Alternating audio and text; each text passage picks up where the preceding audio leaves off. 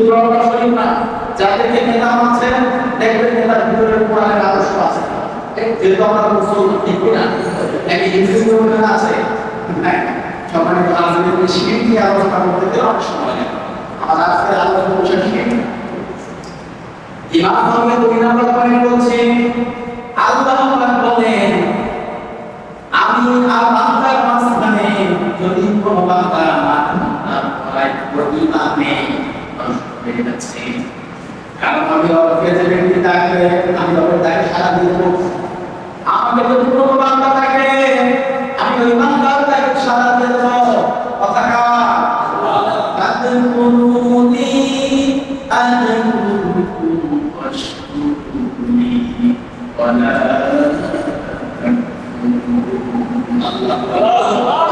সূরা বাকারা 2 নম্বর সূরা নম্বর 152 নম্বর আয়াত থেকে বলছি, আল্লাহ পাক বলেন,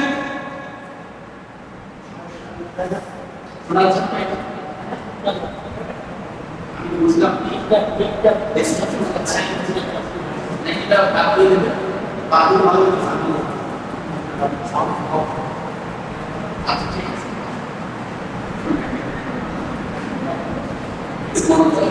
আমি না প্রফের 2 নম্বর পয়েন্ট মিলিয়ে আমাদের বাস্তব জীবন সাথে কিভাবে হবে কিনা বেশি আলোচনা শুরু করবেন না, যে 10 মিনিট 30 মিনিট আলোচনা শুরু আমল নিয়ে শুরু করব, ঠিক না বলেন?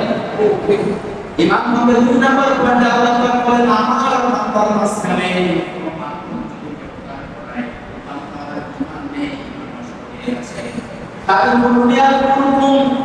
আমি রবকে তোমরা ডাকো, আমি তোমাদের কাছে সাড়া দিয়ে দেব।